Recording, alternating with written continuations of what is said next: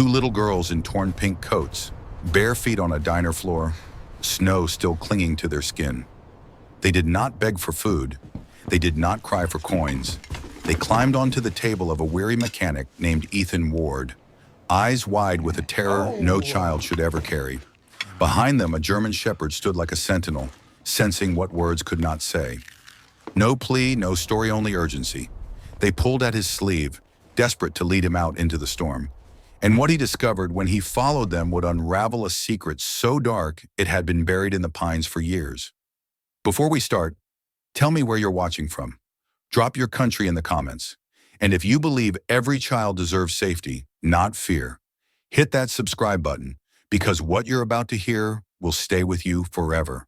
The neon sign above North Star Diner sputtered in the winter wind, the red glow bleeding faintly through the thick curtains of snow sweeping across Ravenbrook's Harbor Road. It was one of those January nights when the sea air carried salt and frost in equal measure, when every streetlight looked like a torch struggling to hold its flame. The world was quiet, muffled by snow, except for the occasional groan of a passing truck on the frozen highway. Inside the diner, warmth clung to the air like a stubborn comfort, the smell of fried onions, coffee, and bacon grease. Yet even warmth on such nights felt borrowed, as if the cold could reclaim it at any moment. At a booth by the window sat Ethan Ward, shoulders hunched under a faded green parka, his rough hands wrapped around a steaming mug of coffee.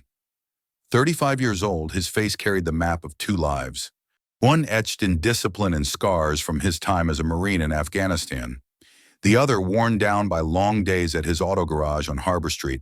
His hair, once kept military short, now grew shaggy, brown streaked with gray near the temples. His jaw carried the shadow of a beard he never seemed to have time to shave. The lines around his gray-blue eyes gave away more than years. They spoke of loss, of things left behind on battlefields no one in Ravenbrook ever asked him about. Ethan had traded desserts and gunfire for oil stains and wrenches, but inside he carried the same readiness, the same alertness that made him a Marine.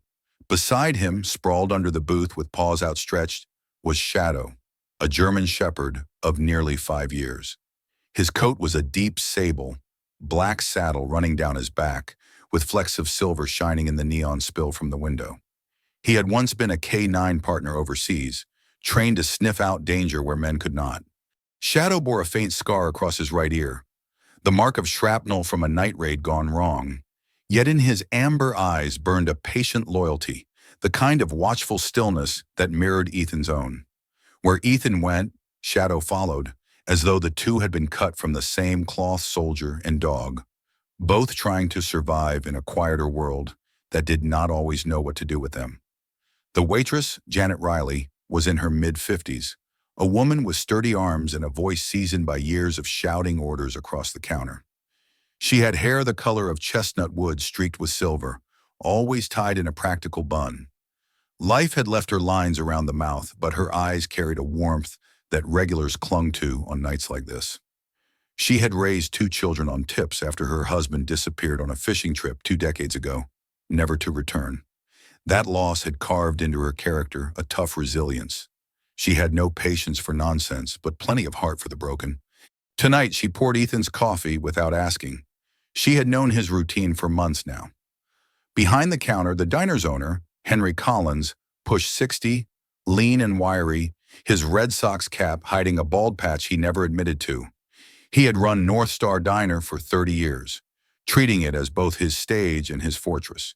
He didn't tolerate dirt on his counters or drifters in his booths. Henry had survived the collapse of Ravenbrook's canning industry and watched half the town leave for bigger cities. What remained was pride in what he still owned. That pride sometimes came across as sharpness, his temper quick to flare when order was broken. Ethan had just taken his first bite of a burger, Shadow resting his chin on his boots, when the door banged open with a force that startled the few late-night customers. The bell above it jangled like a fire alarm. The wind rushed in, carrying snow and silence. Then 2 small figures stumbled across the threshold. They were girls, twins perhaps, 7 years old at most. They wore identical pink coats, frayed and torn, too thin for the winter storm outside. Their blonde hair was tangled, plastered with snowflakes, and their bare feet were streaked with mud, raw and red against the tile floor. For a moment, the diner froze. Forks clinked against plates, then stopped. Janet's hand hovered midair with a coffee pot. Henry's brows snapped together, already calculating the mess tracked in on his clean floor. The girls did not beg for food. They did not cry out. Instead, they stumbled toward Ethan's booth with a single-minded urgency, as if drawn to him and no one else. The taller of the two, her eyes wide and glistening blue, reached out a trembling hand and clutched at his sleeve. The other pressed close behind, hiding her face against her sister's shoulder. They climbed onto the seat beside him without a word, their small bodies trembling not from cold alone, but from something deeper fear. Shadow rose instantly, his hackles bristling, a low growl rumbling in his chest. But it was not aggression, it was protection. He stepped between the girls in the room, amber eyes locked on Henry, who was already marching forward with a dish towel, his mouth hard with anger. "Out!" Henry barked. "Out now!" "I won't have filthy strays in here. Not kids, not dogs. This is a diner, not a shelter." His voice carried the kind of sharpness meant to reassert control, to reestablish order that had just been broken. But Ethan's gaze lingered on the twins. He saw the mud caked on their ankles, the raw skin on their soles, the way the older one's lip trembled though she refused to cry. These were not mischievous runaways looking for trouble. Their silence screamed louder than words. He felt a weight in his chest, the same weight that had pressed down in villages half a world away when children stumbled into the paths of soldiers with eyes too old for their years. "Easy," Ethan said quietly, his voice steady, directed more at Shadow and Henry than the girls. He reached across the table, sliding his untouched plate aside, and gently placed his hand over the small one, tugging at his sleeve. The skin was icy, fragile bones beneath. Henry threw his towel onto the counter. "Ethan, you can't—" Shadow cut him off with a growl, low and guttural, his body shifting to guard the twins. The sound was enough to still Henry in his tracks. Janet finally moved, setting the coffee pot down with trembling fingers. She looked at the girls, her eyes softening despite herself. "They're freezing," Janet whispered.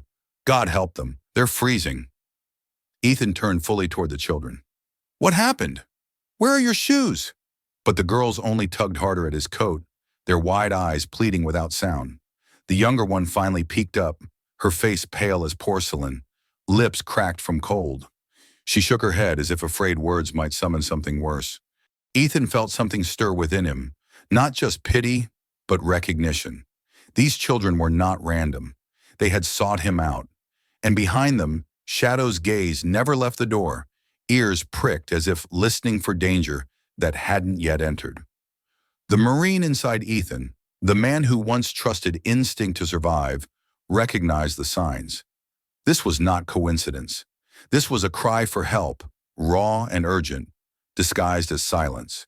He stood, dropping a few crumpled bills onto the table. "Dinner's on me," he muttered. Janet watched in silence, while Henry shook his head in disgust but did not interfere. Ethan gathered his parka tighter, signaled Shadow, and let the girls pull him toward the door. Snow swirled outside like a curtain waiting to close. The storm swallowed them the moment they stepped out.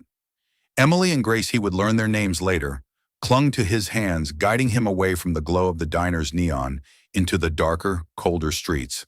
Shadow trotted beside them, every muscle taut, his breath steaming in the frozen night. And though Ethan did not yet know what lay ahead in the woods of Ravenbrook, he understood one thing. He had just been chosen. Chosen by two trembling children and by a silent dog who sensed what words could not. And from the way their eyes pleaded, there was no turning back. Snow lashed against Ethan's face as the door of the North Star diner closed behind him, shutting away warmth and light.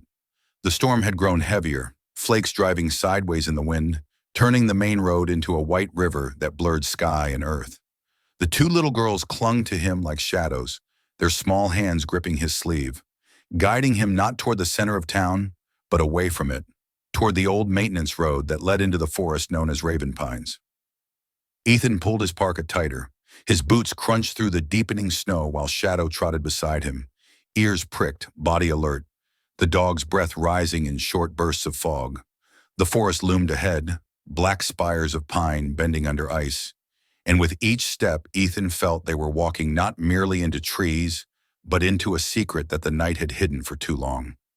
Emily and Grace, the names he coaxed from them in whispers as they walked, did not speak again. Emily, the taller twin with wide blue eyes, held herself rigid, her jaw set with a determination far too old for a 7-year-old. Grace, smaller and softer, clung to her sister's coat and rarely lifted her gaze from the snow. Their silence weighed heavier than the storm. Half a mile down the road, Ethan spotted the first sign that made his gut twist. Deep ruts in the snow carved by heavy tires. They cut across the narrow path and vanished into the woods, where the snow had only half filled them. Too wide for a pickup, too deep for a family SUV. These were the tracks of freight trucks. He knelt, brushing snow away with his glove. "Not long ago," he muttered. Shadow lowered his head to sniff, then growled low in his throat. Emily's grip tightened on his sleeve. The smell hit Ethan next chemical. Sharp, like bleach or ammonia, carried faintly on the wind. It wasn't the natural scent of pine and snow. It clung to the tire marks, to the ground itself, as if something had been scrubbed clean. He rose slowly, his chest tightening. The girls said nothing, but their eyes confirmed what he feared. They were leading him to something no child should have ever seen. Shadow ranged ahead, his paws soundless despite his size. Suddenly he froze, head dipping low, tail stiff. He nosed into a drift and tugged. Ethan hurried over, heart already thudding. From beneath the crust of snow, Shadow pulled free a scrap of pink fabric, a piece of a coat, torn and stiff with dried blood.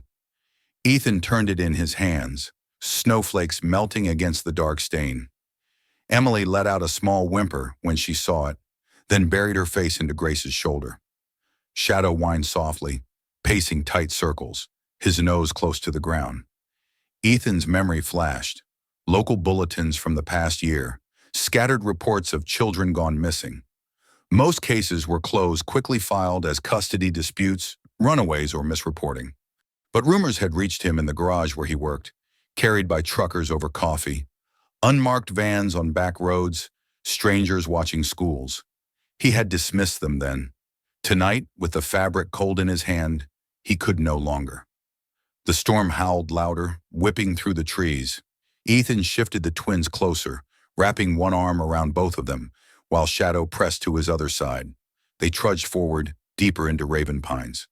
After another half hour, lights appeared faintly through the snow, a swinging lantern carried by a figure trudging along the side path. Ethan stiffened, pulling the girls behind him. Shadow lowered himself, shoulders bunched, waiting for a signal. The figure resolved into a man, middle-aged, moving slowly as if each step fought exhaustion. He wore a patched brown parka, its zipper half broken, and a knit cap pulled down over thinning hair. His name was Caleb Monroe, a logger in his late 40s who had lived his whole life in Ravenbrook. Ethan recognized him faintly from the garage. Caleb had once brought in an old pickup that barely held together. Caleb raised the lantern, blinking against the snow.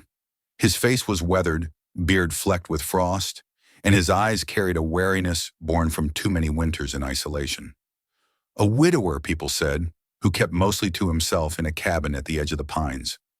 His wife had died young from pneumonia, and since then Caleb had spoken little, working odd jobs and walking the woods like they were his only company. "Ethan Ward?" Caleb's voice was hoarse, roughened by the cold. "What in God's name are you doing out here with children in a storm?" Ethan narrowed his eyes. "That's my question to you." "Where's the lantern leading?" Caleb hesitated, his gaze darting toward the trees. "I've seen trucks," he admitted quietly, stepping closer so the wind wouldn't steal his words. "No plates." "They drive the Pines Road after midnight. Thought I heard crying last week, but the sound carried off with the wind." He glanced at the twins, and his expression softened, grief flickering across his features. "Now I see it wasn't the wind." Emily pressed against Ethan's coat as if to hide from the stranger. Grace peeked timidly, then ducked away. Shadow kept his eyes locked on Caleb, but his hackles did not rise, instinct telling him this man was no threat. Caleb sighed, lowering the lantern. "If you're going further, you're walking into something ugly." You'll need more than luck, Ethan studied him. Caleb was wiry, scarred by labor, his hands rough with calluses.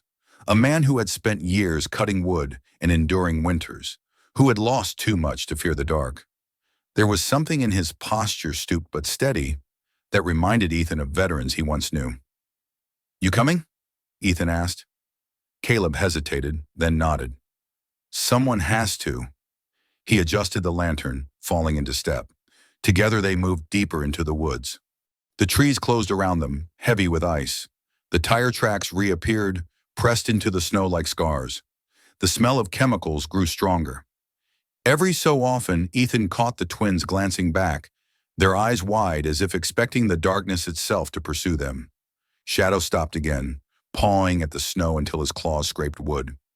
Ethan brushed away the drift and found a splintered crate, half buried, its label smudged but still visible. Supplies, educational foundation. Inside were cloth scraps, small shoes, a broken doll with one eye missing. Grace let out a muffled cry before Emily hushed her. Caleb's jaw tightened. "They're not hauling goods. They're hauling children." Ethan's stomach churned. He looked at the twins, Emily's jaw set, Grace trembling, and realized they had seen more than they could speak of. He clenched his fists, the Marine inside him stirring. He could not turn back now. The storm pressed harder, snow climbing their boots. Yet somewhere ahead, faint through the trees, a glow flickered, unnatural. Steady, the glow of floodlights piercing the storm. The twins pointed, urgency flashing in their eyes. Shadow growled, his muscles taut. Caleb lifted the lantern higher, its flame guttering in the wind. Whatever lay ahead waited for them in the belly of Raven Pines. The Columbia River stretched wide and silent under a crust of ice, its surface gleaming faintly beneath the waning moonlight. Ethan trudged along the embankment, boots crunching against frozen earth, the twins close by his side, and Shadow moving like a phantom ahead. Dawn had not yet broken, but the air held that strange blue haze that hinted at morning. Emily and Grace clung to his jacket, their small fingers tightening whenever the forest rustled. Their thin pink coats were no shield from the cold, yet their determination to keep moving said more than words could. The trail had led them here, past tire tracks carved deep into the snow, past chains that had dragged across the ground and left a metallic taste in the air. Ethan recognized it all, signs of movement, signs of concealment. And then came the smell, sharp and unnatural. Bleach. It stung his nose, a cover-up so careless it only raised his suspicion further. Someone had tried to scrub away what had been done. That meant something dark had occurred here, and perhaps was still occurring. Shadow froze near the tree line, body low, ears pricked. Ethan followed his gaze. Ahead, tucked by the frozen riverbank, squatted a warehouse. Its corrugated walls bore streaks of rust, its windows half shattered, and above its roof, a single yellow light glowed like a sickly beacon. From within came faint noises, not the mechanical hum of storage, but something softer, sharper. Ethan held his breath and listened. The sound was muffled but unmistakable, the quiet sob of children. Emily tugged at his sleeve. Her lips trembled, but she said nothing, only pointed toward the building. Grace leaned against him, eyes wide with terror. They knew this place. They had seen inside. Ethan crouched to their level. "Other kids?" he whispered. Grace nodded, eyes glistening. Emily pressed her forehead to his arm, shivering not from cold but from memory. Ethan's stomach tightened. He glanced again at the warehouse, noting shadows that moved against the frosted windows. Figures carried crates marked foundation supplies, a bland name that could mask anything. He remembered seeing that label on delivery trucks in town, shipments that had always seemed oddly timed. His mind clicked through the fragments. Missing children's reports filed and then mysteriously closed, whispers in Ravenbrook's diner about families vanishing with no answers. This was no coincidence. This was the artery of a trade too vile to name. He signaled for silence. Shadow pressed forward, every motion deliberate, his amber eyes sharp. The twins huddled against each other, clutching hands. Ethan scanned the perimeter, noting tire ruts that led to the loading ramp and a path beaten flat by boots around the side. Someone was guarding the back.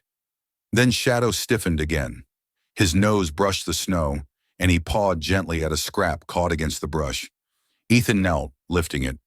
A shred of pink fabric, small, torn, and darker at one edge blood. His jaw set, heart hammering in his chest. This was no longer suspicion. This was proof. Other children had been here, hurt and hidden. The twins saw the cloth and whimpered softly. Ethan tucked it into his jacket, vowing silently that these children would not vanish into silence. His military training roared awake inside him, the scanning of threats, the calculating of exits, the instinct to strike with precision. But more than that, something else rose, the fierce protective fire that he thought he had buried when he left the battlefield. A crunch of footsteps echoed from the rear of the warehouse. A man's silhouette shifted against the wall, broad-shouldered, holding what looked like a cigarette, a guard. Ethan pulled the twins close, ushering them behind a tree. Shadow slinked ahead, his body pressed low, every inch the soldier he once was. The dog's hackles rose, a low growl rumbling deep in his chest. The guard's head turned slightly, sensing something amiss. For a moment, silence stretched taut. Then the man moved on, circling away. Ethan exhaled slowly. He turned back to Emily and Grace. "Stay close. Don't make a sound." Their wide blue eyes fixed on him, full of trust and fear. They nodded. From where he crouched, Ethan peered into a gap in the warped metal siding. The sight froze his blood. Inside, the warehouse had been crudely converted. Not cages, not animal pens rooms. A row of partitioned chambers built from plywood and iron sheets, each with a single locked door and a barred window the size of a handspan. Behind those windows, faces stared back. Children, pale and thin, some no older than 4 or 5, others in their early teens. Their eyes were hollow, their hands pressed against the glass, but they did not cry loudly. They had learned silence as survival. One boy caught Ethan's gaze. He couldn't have been older than 10, his dark hair plastered to his forehead with sweat, his lips cracked. When he saw Ethan's shadow through the gap, his eyes widened with something Ethan had not seen yet that night. Hope. Ethan had to look away before the boy's silent plea broke him entirely. The twins tugged his sleeve again. Emily pointed toward one door farther inside, padlocked with a chain. Her face went pale as she shook her head violently, then buried her face into Grace's shoulder. Ethan understood. Whatever lay beyond that door was worse. Maybe the youngest children, maybe those who hadn't survived. He clenched his fists, rage flooding him. A voice carried through the cavernous space. "Load them crates faster." "We've got a shipment by dawn," another answered with a laugh, low and cruel. Ethan recognized 3 men moving crates, their shadows long under the flickering light. Rough, stocky shapes, hardened by work and sin. They joked as if their labor was ordinary, blind to the horror they guarded. Ethan backed away from the wall. He needed a plan. He had Shadow, he had his training, and now he had confirmation that Emily and Grace were more than witnesses. They were survivors, guides to unraveling this nightmare. He looked at them, their small frames shaking, but their eyes locked onto his with fierce intensity. "You brought me here for a reason," he whispered. "I'm not letting them keep the others." Shadow stood at his side, head low, tail rigid, his very stance declaring readiness for war. The bond between man and dog had been forged long ago on other battlefields, but tonight it was reforged in the service of children who had no weapons, no voice. Ethan rose, snow falling across his shoulders like ash, and set his jaw toward the warehouse. Dawn was hours away, but the reckoning would begin before first light. The side door yielded with a groan of rust, snow sliding from its hinges as Ethan pressed it open just wide enough to slip inside. The air was instantly different, thick, rank, a mixture of ammonia, sweat, and something coppery that clung to his tongue. Shadow padded at his side, paws silent on the concrete, every muscle quivering with controlled energy. Behind them, Emily and Grace waited just outside with Caleb, their breath fogging in the cold night as Ethan gave them a steadying nod before disappearing into the belly of the warehouse. Inside, the shadows were broken only by the erratic flicker of fluorescent lights, half-burned and buzzing with a sickly green hue. Rows of makeshift cages stretched down the corridor like a twisted kennel, but inside were not animals. They were children. Tiny faces peered through the bars, some too weak to lift their heads, others clutching the iron with trembling fingers. Their clothes were ragged, their bodies bruised, eyes wide with terror. One boy, no more than 9, had a bandage stained dark across his temple. Another girl, older than Emily and Grace by a year or two, cradled a toddler against her chest, rocking in silence as though clinging to the only comfort left. Ethan's jaw clenched. The scene mirrored horrors he had witnessed overseas, but the cruelty was not in a distant land. It was here, in his own Oregon woods. 3 men occupied the far end of the warehouse. One of them, Royce Danner, the stocky longshoreman, leaned against a stack of crates, cigarette dangling from his lips as he scribbled notes on a clipboard. Kyle Mercer, restless and jittery, paced between cages, occasionally kicking at the bars to silence whimpers. Earl Whitcomb, older and lean, sat on a stool near the loading ramp, rolling a toothpick between his teeth, shotgun propped casually against his knee. The fourth man, Rick Halverson, who had patrolled the perimeter, was nowhere to be seen, likely circling outside. Shadow froze, ears pricked, then lowered his body into a crouch. Ethan moved with equal stealth, slipping behind a row of crates. He assessed the ground, calculating distances, exits, the rhythm of the men's attention. He had the advantage of surprise, but only once. His heart pounded not from fear, but from the certainty of responsibility. The children's lives were the mission now. Kyle was the first to notice something off. The German shepherd's low growl rippled through the air like a warning drum. He spun, eyes narrowing. "What the—" Before he could finish, Shadow lunged, his body a missile of muscle and fur. Kyle screamed as the dog's weight drove him backward, knife flashing in his hand. But Shadow was faster, jaws locking on his wrist, forcing the blade to clatter to the floor. Royce dropped his clipboard, cursing, and reached for the revolver holstered at his hip. Ethan surged from cover, years of Marine training igniting in muscle memory. He closed the distance in 3 strides, slamming into Royce with the force of a battering ram. The gun slipped from Royce's grasp as Ethan wrenched his arm into a joint lock, twisting until the man howled. Earl scrambled to his feet, shotgun swinging up, but Ethan had already anticipated him. With a swift kick, he sent Royce sprawling into Earl's legs, knocking the older man off balance. The shotgun discharged, the blast echoing like thunder, pellets tearing into the rafters instead of flesh. Children screamed, their cries piercing the cavernous hall. Ethan tackled Earl before he could recover, driving his shoulder into the man's gut. They hit the concrete hard, the shotgun skidding across the floor. Earl swung with surprising strength, knuckles cracking against Ethan's jaw. But rage gave Ethan momentum. He retaliated with a sharp elbow, dazing the wiry man until his toothpick clattered from his lips. Meanwhile, Shadow held Kyle pinned, his growls vibrating against the man's bones. Kyle's eyes bulged, face pale, too terrified to move as sharp teeth hovered inches from his throat. Ethan, catching sight of them, shouted a sharp command. Shadow shifted but did not release, his restraint proof of training and loyalty. Royce staggered upright, blood trickling from his mouth, and lunged toward Ethan with a wild swing. Ethan ducked, grabbed the crowbar strapped to his back, and swung it in a brutal arc. The metal connected with Royce's ribs, and the man collapsed in a groan of pain. Earl lay stunned nearby, groaning, his breath shallow.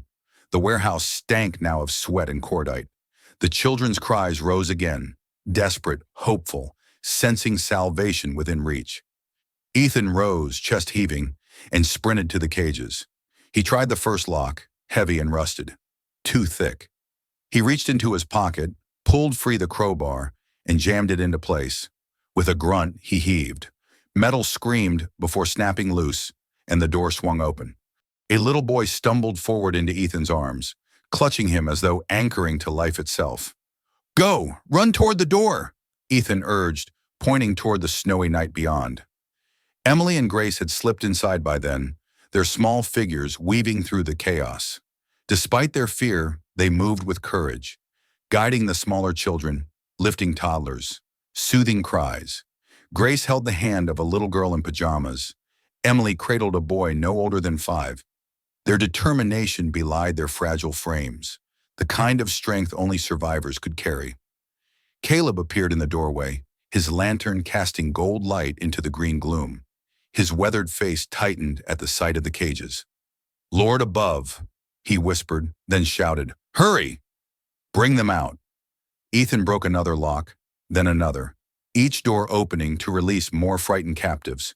The children poured toward the exit, some limping, some crawling, but all driven by the promise of freedom.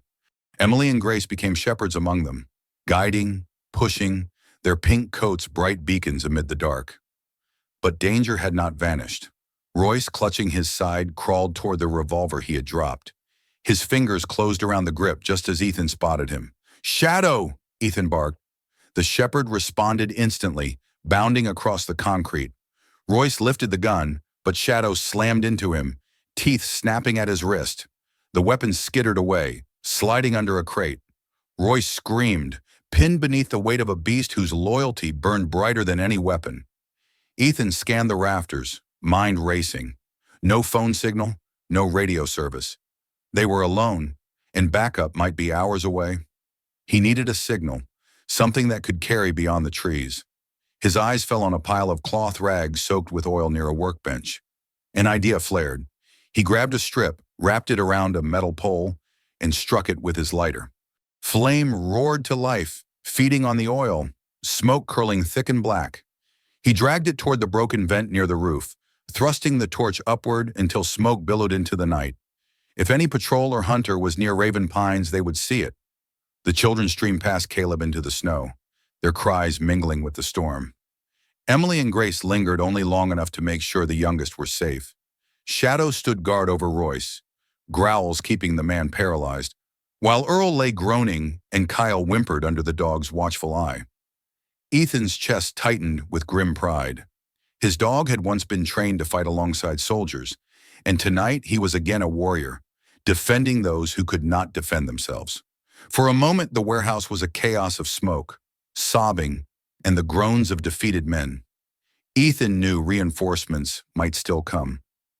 The truck outside, the missing guard, perhaps others deeper in the operation. But for now, he had cracked the heart of it. Children were free, villains subdued, and hope burned in the black plume rising into the night sky.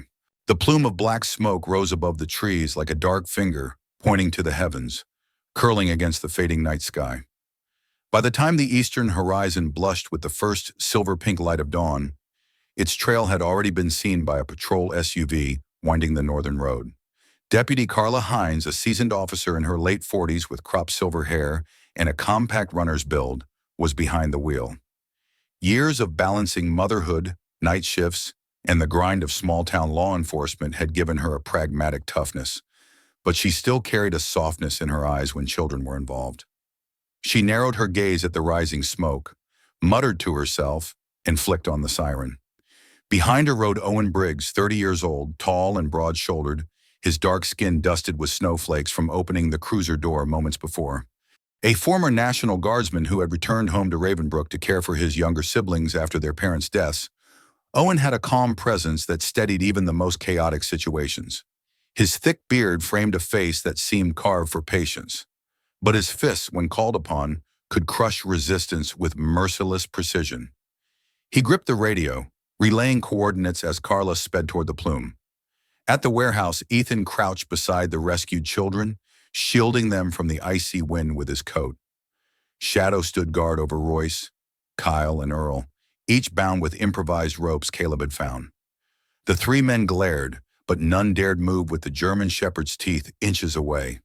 Emily and Grace clung to Ethan's arms, their faces pale but determined, their pink coats soaked from snow and smoke. The other children huddled in clusters, many barefoot, some coughing from the fumes that still seeped from the open vent. Then at last came the distant wail of sirens. Lights flickered through the pines, blue and red dancing against the white snow. Relief broke over Ethan like a tide. He looked down at the twins, their small hands gripping him as if he were the last anchor in their world, and whispered, "Help's here." The patrol SUV roared into the clearing, tires crunching the ice. Carla leapt out first, weapon drawn, eyes sweeping the scene. Her jaw clenched when she saw the children spilling out of the warehouse, their faces hollow with fear. "Dear God," she muttered. Owen was quick behind her, ushering the children toward the warmth of the cruiser, his deep voice gentle as he said, "It's all right now. You're safe." Within minutes, more vehicles arrived. 2 ambulances from the Ravenbrook Volunteer Rescue Squad, their back doors swinging open to reveal gurneys, blankets, and tired but resolute EMTs. One of them was Lydia Park, 29, Korean-American, petite but quick, her black hair tied under a knit cap. Lydia had grown up in Ravenbrook, studied nursing in Portland, and returned when her father's fishing boat went under. She never thought she'd be treating dozens of traumatized children in her small hometown, but her hands did not falter as she wrapped thermal blankets around shivering shoulders. Another rescuer, Sam Rodriguez, 35, Puerto Rican-American, broad-chested with a booming laugh that usually eased tense moments, worked without humor today. His gloves were steady as he checked pulses, his face darkened with fury at what he saw. "Animals," he spat under his breath, glaring at the captured men. The scene became a flurry of controlled chaos. Children bundled into ambulances, oxygen masks pressed to pale lips. IV lines started with practiced efficiency. Carla and Owen secured the 3 criminals, reading them their rights as cuffs clicked into place. Royce snarled and spat. Kyle whimpered excuses. Earl hung his head in silence. But when Owen pressed a firm hand on Royce's shoulder, the man fell quiet. Shadow remained inches away, his amber eyes fierce, every fiber of his body declaring that no one would harm these children again. By the time the sun rose higher, pale light spilled across the Columbia like molten glass. The warehouse was nearly emptied. 22 children had been pulled from its cages, each one cataloged, wrapped, and escorted to safety. The younger ones clung to older siblings. Others whispered names that would be matched with missing person reports. Some were too weak to speak at all, only tears streaming down their cheeks as they were lifted into waiting arms. Ethan helped Emily and Grace into the warmth of an ambulance, but the twins resisted, clutching at his sleeves. "Don't leave us," Emily whispered, her voice hoarse. Grace buried her face into his chest, trembling. Ethan exchanged a look with Lydia, who nodded in quiet understanding.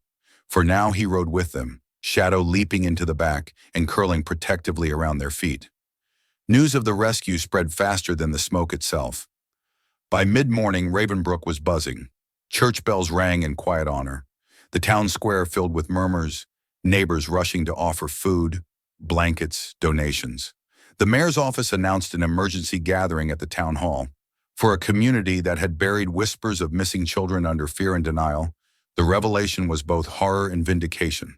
At town hall, the air was warm with wood smoke, the floorboards creaking beneath the weight of townsfolk who crowded in. At the front stood Mayor Judith Albright, 61, an African-American woman with sharp cheekbones and a reputation for her uncompromising stance on justice. She had served Ravenbrook for decades, guiding it through economic decline and natural storms, but never had she faced a crime of this magnitude. Her gray eyes softened as she looked at the rows of children seated with blankets draped around their shoulders, Emily and Grace among them. The mayor raised her voice. "Last night, our town faced a darkness that had hidden in plain sight. But thanks to the courage of one man, one loyal dog, and 2 brave little girls, that darkness has been brought into the light." Ethan shifted uncomfortably in his seat. Shadow pressed against his leg. The twins nestled close. Applause thundered, reverberating through the rafters. Carla and Owen flanked him like silent guardians, while Caleb lingered at the edge, lantern still in hand, his face unreadable. Then came the moment that etched itself into Ravenbrook's memory. A local blacksmith, commissioned overnight by the council, stepped forward carrying a small bronze medallion on a ribbon of blue. It was engraved with the words, "Guardian of Children." Mayor Albright knelt a rare gesture from a woman of her stature and fastened it around Shadow's neck. The shepherd stood tall, tail flicking once, ears pricked, as if he understood the weight of the honor. The hall erupted in cheers, children clapping weakly, but smiling for the first time in days. Ethan swallowed hard, eyes burning as he whispered into Shadow's fur, "You've earned it, partner." After the ceremony, Social services began their work, cataloging each child, contacting distant relatives, and arranging placements. But for Emily and Grace, the process was slower. Their parents remained unaccounted for, their past still a mystery wrapped in scars and silence. Until answers came, Ethan agreed to foster them temporarily. He signed the paperwork with a steady hand, though inside something trembled. A sense that the family he had thought forever lost in war had somehow returned, not by blood, but by choice. That evening, as Ravenbrook exhaled from the storm of revelations, Ethan stood on the porch of his modest home on the edge of town. The twins sat wrapped in blankets on the steps, sipping hot cocoa that Lydia had dropped off. Shadow lay at their feet, metal gleaming in the fading light. The sun dipped low, painting the sky gold and crimson. Ethan looked at the three of them, two children who had chosen him, and a dog who had never left him, and whispered into the quiet, "My real family has found me at last." Sometimes the greatest miracles are not thunder from the heavens, but quiet moments of rescue in the cold. Two children found safety, a man discovered family, and a loyal dog reminded us that God often works through the simplest of messengers. In our daily lives, we may never break open chains or storm a warehouse, but each of us is offered small chances, moments to listen, to protect, to love when the world looks away. Those moments are where God plants his miracles. If this story touched your heart, please share it with someone who needs hope today. Leave a comment below and tell us where you're watching from. We want to see how far this light can travel. And if you believe that God still works through courage, loyalty, and second chances, hit that subscribe button so more souls can hear stories like this. May the Lord bless you, protect your loved ones, and remind you always, no child, no person, and no act of love is ever forgotten in his eyes.